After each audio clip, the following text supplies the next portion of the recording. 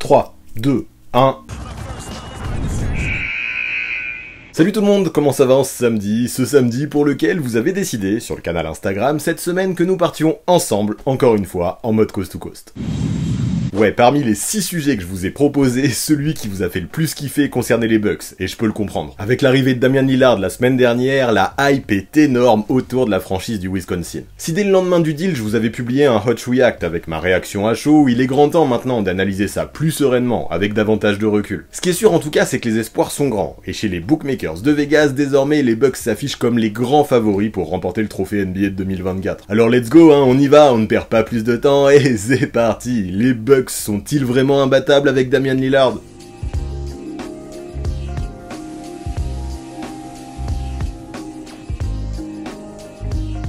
Allez, pour commencer, très rapidement, histoire de savoir là où on va aller, plantons le décor. D'un côté, nous avions Damian Lillard, drafté en 2012 par les Blazers et qui jusque-là n'avait joué que pour l'équipe de Portland. En 11 saisons dans l'Oregon, le meneur a pu devenir une icône, devenant le meilleur scoreur de l'histoire de la franchise, qu'il a au mieux mené jusqu'en finale de conférence en 2019. Malheureusement, depuis cette date, les Blazers n'ont plus passé un seul tour de play-off, et voilà maintenant 2 saisons que Damian Lillard et son équipe échouent avant même le début de la post-season. Ces dernières années, ça s'est senti, l'équipe arrivait en bout de course, perdu un peu entre deux eaux, entre la volonté d'être compétitif avec Damian Lillard et la volonté de reconstruire avec des jeunes joueurs comme Shaedon Sharpe et Scoot Henderson récupérés lors des 2 dernières drafts. Et c'est un peu là que se situe le souci, parce que pour Lillard, comme pour tous les autres joueurs, le basket ne sera pas éternel. Aujourd'hui, il a 33 ans, il est un joueur très performant, qui est toujours capable de grandes choses, mais en parallèle, il est aussi un joueur qui n'a jamais mis les pieds de sa vie, ne serait-ce qu'en finale NBA. Pour un compétiteur comme lui, la situation des Blazers était problématique, et même pour les Blazers, c'était problématique de le garder. Impossible d'entamer une reconstruction sereine tant qu'il était encore dans les rangs de l'équipe. Voilà pourquoi, sans trop de surprise, dès l'ouverture de la free agency, le joueur a demandé son transfert, sans cacher qu'il désirait absolument être envoyé du côté de Miami. D'un autre côté, nous avions les Bucks, champions NBA en 2021, mais qui depuis, au moins en playoff, peinent à confirmer. Éliminés au 2e tour face à Boston en 2022, l'équipe a encore fait pire en 2023, en étant sortie par une team du Heat, pourtant seed 8 dès le 1er tour, lors d'un upset qui restera dans les mémoires. Même si la blessure de Giannis qui a manqué la moitié de la série pouvait expliquer certaines choses, ça ne suffisait pas. L'équipe du Wisconsin semblait plus se trouver sur la pente descendante que sur la pente ascendante cet été. Résultat, des moves ont eu lieu dans la franchise, à commencer par le changement de coach, vu que Mike Budenholzer a été coupé et remplacé par Adrian Griffin depuis. Pourquoi pas. Mais le truc, c'est qu'à côté de ça, le management a décidé de prolonger Chris Middleton, 32 ans, et Brook Lopez, 35 ans. Je peux tout à fait comprendre l'idée, vu comment ces 2 éléments ont été essentiels lors des saisons précédentes, mais ces extensions de contrat allaient-elles suffire pour refaire des Bucks un véritable contender ? Rien de moins sûr en l'état. Une élimination prématurée en playoff était toujours potentiellement envisageable. Et ça, Giannis Antetokounmpo l'a bien compris, le grec n'hésitant absolument pas à mettre la pression sur son front office cet été. Alors qu'il dispose d'une player option dans 2 ans, il a fait comprendre que si la franchise ne lui offrait pas des garanties sur le fait qu'il pourrait encore jouer le titre chaque année, il pourrait bien faire ses valises. Il avait besoin d'une pièce supplémentaire, un élément sur lequel se reposer au scoring, notamment dans les fins de match serrés, chose que Jrue Holiday et Chris Middleton n'arrivaient plus à faire avec suffisamment de régularité. Forcément, vous l'imaginez, un tel discours venant d'un double MVP du côté de Milwaukee, ce n'était pas tombé dans l'oreille d'un sourd. Il fallait absolument se bouger. Et là, bingo, entre les Blazers qui cherchaient une bonne offre pour Damian Lillard et les Bucks qui cherchaient à se renforcer de manière urgente, de bonnes bases étaient posées pour qu'on trouve un terrain d'entente. C'est ainsi que la semaine dernière, une série de tweets nous annonçait le tremblement de terre. Lillard prenait la direction des Bucks dans un deal à 3 équipes qui également impliquait les Suns, tandis que Milwaukee se séparait de Jrue Holiday, depuis transféré aux Celtics, de Grayson Allen et de plusieurs futurs tours de draft dans un trade qui, a priori, pouvait contenter toutes les équipes concernées. Giannis obtenait à ses côtés un joueur fraîchement élu dans les 75 meilleurs all-time, tandis que les Blazers, eux, obtenaient tout plein d'assets pour reconstruire sereinement. Mais du coup, la première question que je veux me poser, c'est est-ce que ce duo, au moins d'un point de vue mental, psychologique, peut fonctionner ensemble? Là, on parle quand même de 2 superstars qui quasiment toute leur carrière ont eu l'habitude d'être au centre, et que tout le jeu, ou presque, passe par eux. Sauf que là, cette fois-ci, pour être efficace ensemble, il faudra qu'ils partagent le ballon. Ce sera la meilleure façon de coexister, et pourtant, au moment du deal, il existait encore quelques petites interrogations concernant Dame. Ok, il arrive dans une équipe qui présente suffisamment d'arguments pour aller chercher un titre. Ceci dit, Milwaukee n'était pas son premier choix, et en termes de cadre de vie, pour lui et sa famille, le Wisconsin, ce n'est pas la Floride.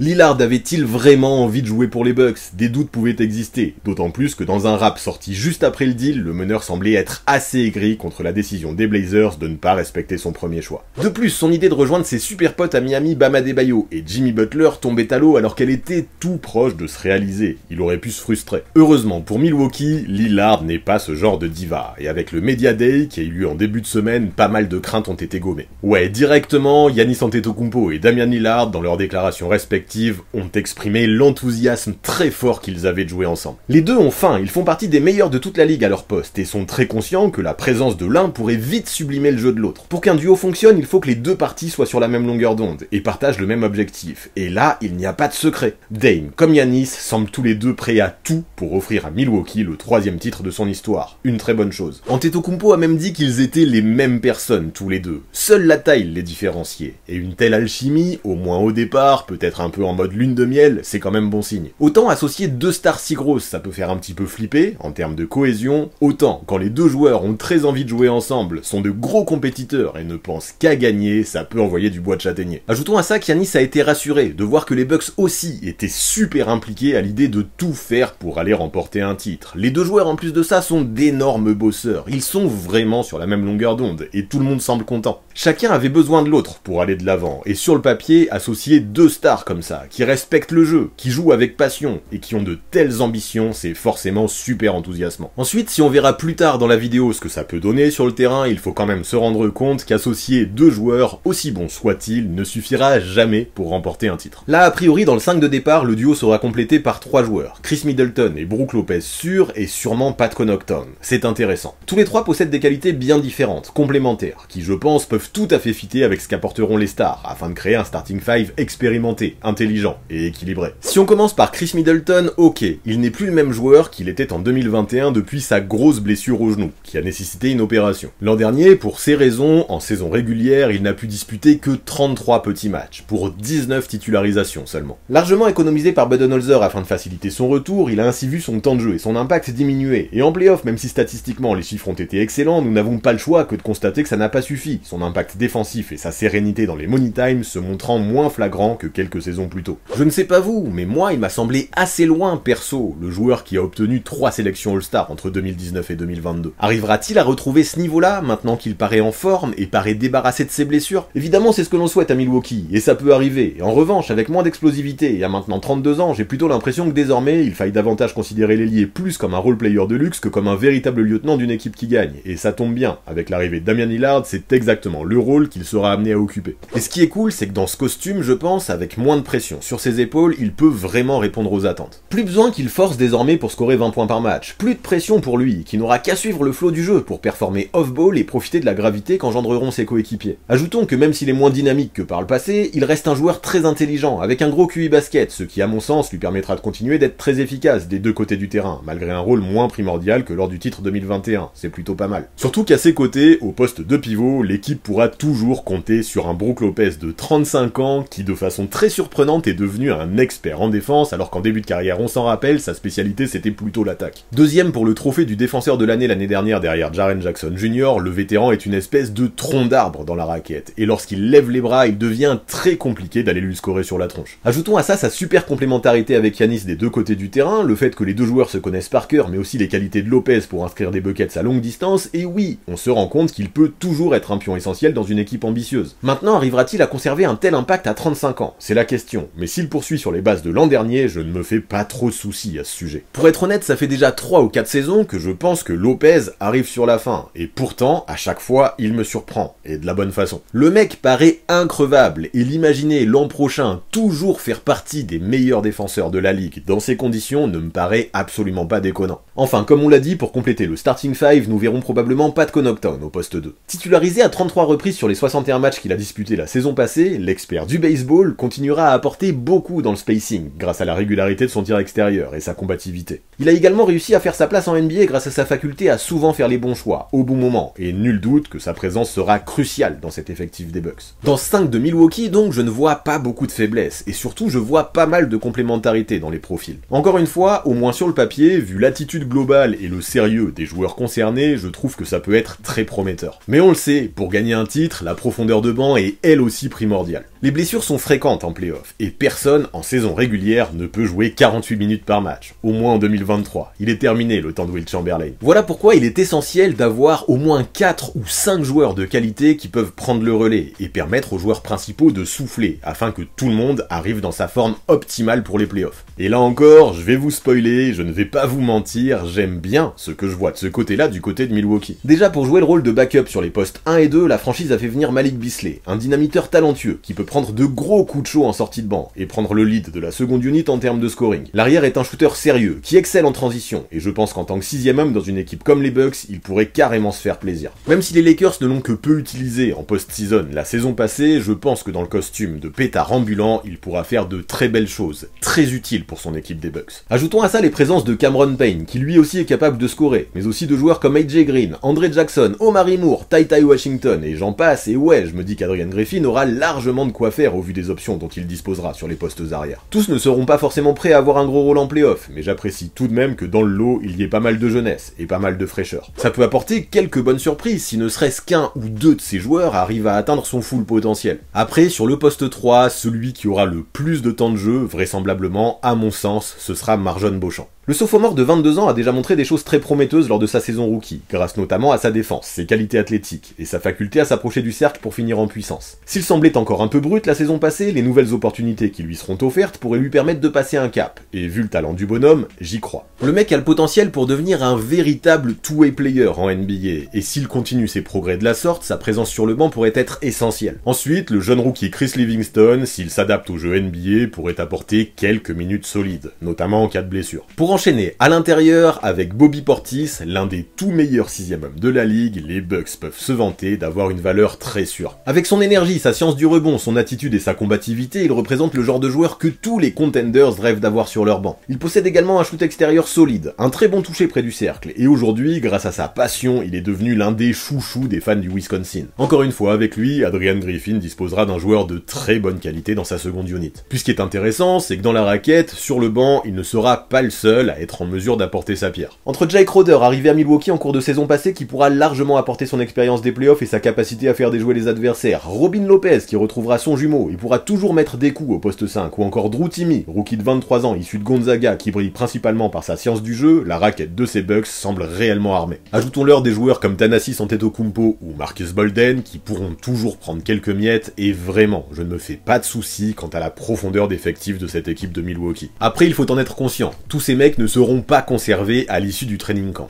mais peu importe. Souvent, on le sait, quand une équipe récupère une superstar, elle est obligée de dépouiller son banc, et ça peut être handicapant. Là, rappelez-vous, c'est par exemple le principal souci qu'ont connu les Suns l'année dernière, après avoir fait venir Kevin Durant. Là, a priori, les Bucks ont fait progresser leur 5 en faisant venir Damian Lillard, mais en plus de ça, leur profondeur reste très riche au vu des joueurs qui sont toujours présents dans l'effectif. Sur le papier, l'équipe du Wisconsin semble donc posséder tous les éléments nécessaires pour aller chercher un titre. Aucun poste ne possède de réelles faiblesses. Sauf que bon, vous connaissez, si vous suivez la NBA depuis quelques années, vous savez très bien qu'aligner de gros noms sur un papier, ça ne suffit pas toujours pour aller au bout. Pour que ça clique, il faut de l'alchimie, de la cohésion, et surtout un véritable impact des deux côtés du terrain. Du coup, à partir de maintenant, intéressons-nous à ce que ça peut donner sur le parquet, cette équipe des Bucks New Look, à commencer par le jeu offensif. Et déjà, rendez-vous compte d'une chose, en faisant venir Damian Lillard, Milwaukee aura l'an prochain dans son roster 2 des 5 joueurs qui en NBA scoraient plus de 31 points par match la saison passée, rien que ça. Avec le meneur, on parle d'un gars qui l'an dernier a planté 71 points aux Rockets, mais aussi enregistré un autre match à plus de 60 points, un autre à plus de 50, pour un total de 15 matchs à 40 points ou plus sur les 58 qu'il a disputés, ça fout le vertige. Il est l'un des joueurs qui tente le plus de shoot à 3 points de toute la ligue, en tirant avec une adresse supérieure à 37%, c'est très fort. Pour faire simple, Giannis qui lui occupe la raquette et a besoin de spacing n'a jamais eu à ses côtés un sniper élite de la sorte. Les défenses ne pourront pas être partout, au périmètre et dans la peinture, et directement l'arrivée de Dame laisse penser que les Bucks pourraient disposer d'une alternance offensive qui n'aura pas d'égal en NBA la saison prochaine. Rien que ça, c'est d'une lourdeur extrême,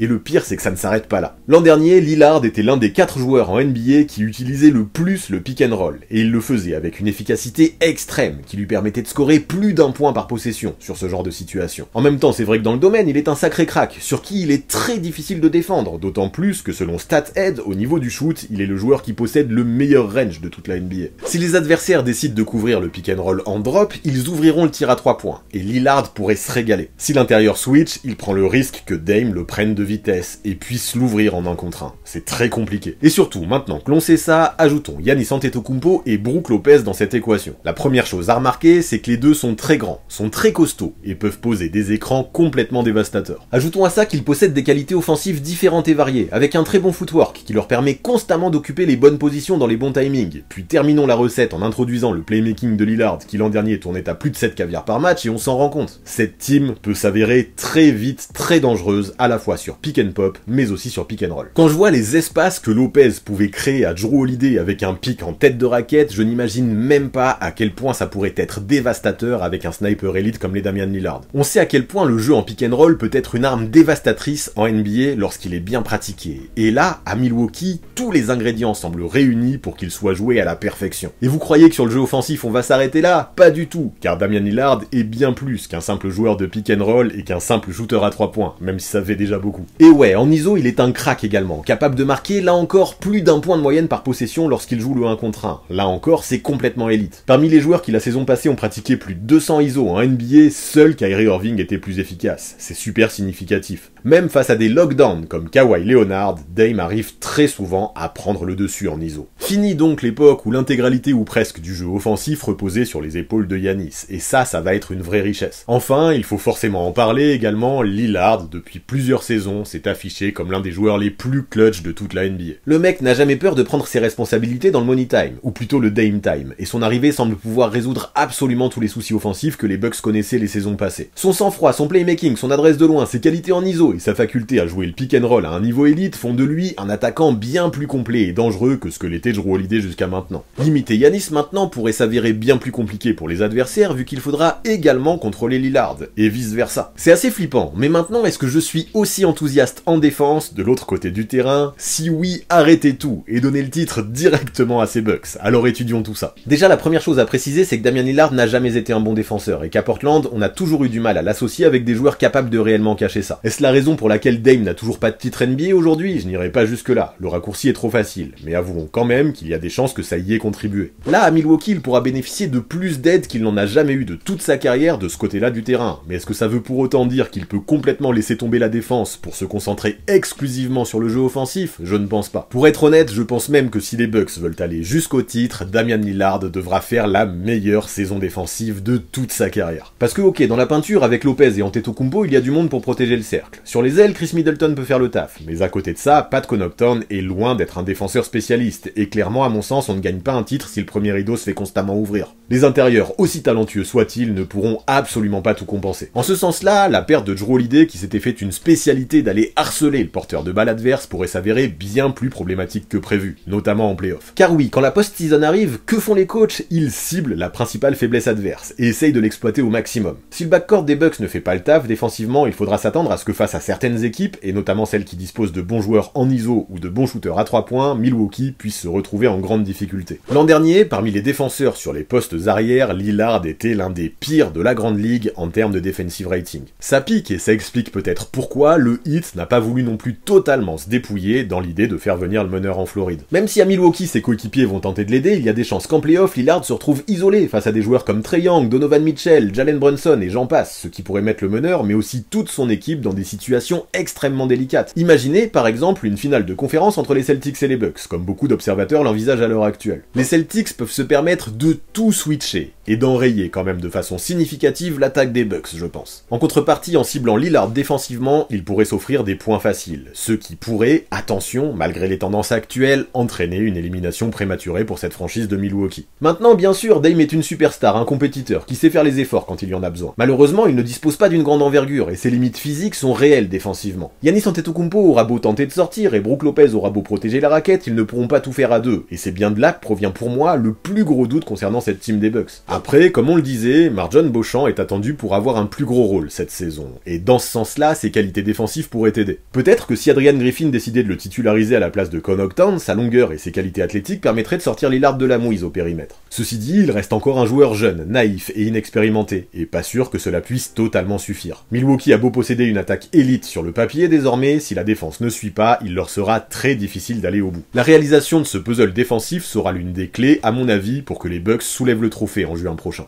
Et là, les solutions ne semblent pas si nombreuses que ça, d'autant plus que Chris Middleton, comme on l'a déjà évoqué aussi, ne semble plus aussi performant qu'avant de ce côté-là du terrain. C'est bateau de dire ça, mais ce n'est pas totalement faux. L'attaque fait vendre des tickets pour les matchs, mais sans défense, tu ne vas jamais jusqu'au bout. Si Adrian Griffin ne trouve pas au moins un minimum de solutions défensives pour fermer le premier rideau, la quête de ce trophée pourrait s'avérer finalement bien plus compliquée que prévu. Est-ce que l'attaque, aussi élite soit-elle, peut compenser cette potentielle faille? J'avoue que j'ai de gros doutes. De plus, il faut également être conscient que l'équipe va devoir apprendre à jouer ensemble, avec tous ces nouveaux éléments. Car oui, en plus de l'arrivée de Lillard, les joueurs devront également s'habituer au système du nouveau coach, et de sa philosophie, que j'avais largement abordé lors d'une vidéo que j'avais sortie sur les Bucks avant la free agency. Si en 2021, les joueurs avaient réussi à se montrer performants très vite après l'arrivée de Jrue Holiday, ils pouvaient néanmoins bénéficier du fait que dans l'équipe, tout le monde, ou presque, connaissait les systèmes de coach Bud sur le bout des doigts, ce qui ne sera pas le cas cette saison. Les automatismes, ça ne se crée pas en un claquement de doigts. Pour ça, il faut du temps, il faut expérimenter, et il faut apprendre à se connaître. Si offensivement, je n'ai que peu de doute que les joueurs, grâce à leur talent, puissent réussir à construire ensemble quelque chose d'extrêmement lourd, vous l'avez capté, j'ai beaucoup plus d'interrogations concernant la défense. Comme l'a dit Griffin, pour gagner un titre, il faut se battre constamment, quotidiennement, énormément travailler, et jouer très dur. Si Lillard semble posséder les qualités mentales requises pour s'adapter au plus vite et que ses coéquipiers paraissent prêts à faire les efforts nécessaires pour qu'il trouve sa place, il faudra probablement quand même un peu de temps avant que cette machine infernale se mette en route. Comme on le dit souvent, Rome ne s'est pas construite en un jour, les Bucks rencontreront forcément des difficultés, et leur faculté à les surpasser sera, je pense, décisive dans l'optique d'atteindre le Graal. Maintenant, ce point n'est pas celui qui m'inquiète le plus au vu du professionnalisme, de l'envie et de la compétitivité que possède la majeure partie des pièces de l'effectif. La saison régulière dure 82 matchs, et elle sera là pour permettre à tout le monde de se découvrir, de cohabiter, et d'arriver en play-off avec une alchimie béton. Mais ça, c'est dans le meilleur des mondes. Avec Giannis et Dame, on parle quand même de joueurs qui, naturellement, ont de gros égos, et il ne faudrait pas que des difficultés rencontrées pendant la saison puissent faire exploser le groupe pendant les playoffs. Ça, ce serait cataclysmique. Même en attaque, surtout avec un nouveau coach dans un nouveau système, les deux superstars, au moins au début, pourraient se marcher sur les pieds, dans une hiérarchie compliquée à définir. Si je pense que les qualités des deux hommes pourraient permettre de largement limiter le facteur, à ce jour, nous n'en sommes pas sûrs. Voilà pourquoi il me semblait essentiel d'évoquer ces automatismes qui seront nécessaires pour aller choper une bague dans un peu moins de 9 mois. Pour ça, la présence dans le coaching staff de Terry Stotts, qui a eu Lillard sous ses ordres pendant 9 ans à Portland, paraît super rassurante. Il connaît mieux que personne les qualités, les défauts, mais surtout la personnalité du meneur, ce qui pourrait permettre à ce dernier, finalement, de s'acclimater rapidement. Ça encore, ça reste un point positif. Néanmoins, Giannis et Dame devront apprendre à partager les responsabilités désormais, ce qu'ils n'ont jamais eu l'occasion de faire depuis qu'ils sont des joueurs référencés. Le fait que de ce côté-là, les Bucks puissent trouver un certain équilibre en cours de saison, j'y crois, mais attention, peut-être que les choses ne se feront pas de façon si linéaire que ça. Et puis enfin, tant qu'on est dans les limites, j'aimerais parler de l'âge des éléments principaux de cette équipe. Giannis, mine de rien, approche déjà de ses 29 ans, et son corps commence à montrer quelques signes de faiblesse. À côté de ça, le trio Lillard, Lopez, Middleton, c'est quasiment 34 ans de moyenne d'âge. Ça fait beaucoup, surtout que les trois derniers cités ont connu de nombreuses blessures ces dernières saisons. Lopez, rappelez-vous, en 2022, en saison régulière, c'était seulement 13 petits matchs joués en raison de pépins physiques. Middleton, on l'a dit, il revient d'une grave blessure. Peut-être qu'il ne retrouvera jamais son niveau. Quoi qu'il en soit, je pense qu'il aura toujours besoin d'être économisé un minimum. À côté de ça, Dame, lui, a multiplié les petits soucis les saisons passées, physiquement, notamment au poignet, à la cuisse et aux abdominaux. Attention, hein, loin de moi l'idée de penser que ces joueurs sont rincés, je n'y crois pas, mais ce qui est sûr, c'est qu'ils sont plus injury prone que jamais. C'est bien là qu'est le problème, l'équipe a beau posséder une belle profondeur de banc, si l'un de ses joueurs majeurs se blesse, ça pourrait vraiment changer la donne. Dans la seconde unit, mis à part Bobby Portis peut-être, je ne vois pas qui peut avoir le talent nécessaire pour compenser la blessure de joueurs comme Antetokounmpo, Lillard, Middleton ou Lopez. Un gros pépin physique en saison pourrait compliquer la création d'automatisme entre toutes ces pièces, tandis qu'une absence en play-off, qui sans vouloir être pessimiste pourrait être prévisible au vu de l'âge des cadres, pourrait d'un coup rendre l'équipe bien moins dangereuse. Tout ça, il faut en être conscient. Pour vraiment être les favoris au titre pour cette saison, les Bucks devront arriver en post-season au complet. Mais bref, si l'on fait le bilan et que l'on veut répondre à la question du jour, oui, sur le papier, au moins, l'équipe semble avoir une meilleure équipe que celle de l'année dernière. Et bien sûr qu'elle fait partie des favoris pour soulever le trophée en juin prochain. Même avant l'arrivée de Lillard, c'était le cas. J'aime également que le GM, John Horst, se soit mouillé pour contenter Giannis. Et finalement, il a eu raison. Pour ces Bucks, je pense que le risque aurait été plus grand si le management n'avait rien fait, plutôt que de faire venir Dame, même si d'un coup, le capital de draft dans les années futures a fondu comme neige au soleil pour cette franchise. Mais ça, tout ce talent à l'heure actuelle, au moment M, est-ce que ça veut dire que je pense à coup sûr que Milwaukee va aller chercher le titre? Non, pas du tout. À l'Est, par exemple, Boston présente des arguments tout aussi sérieux, ou pas loin. De plus, comme on l'a dit, de sérieux doutes existent quant à la défense, l'âge et les automatismes que sauront trouver les pièces principales avec Adrian Griffin au coaching.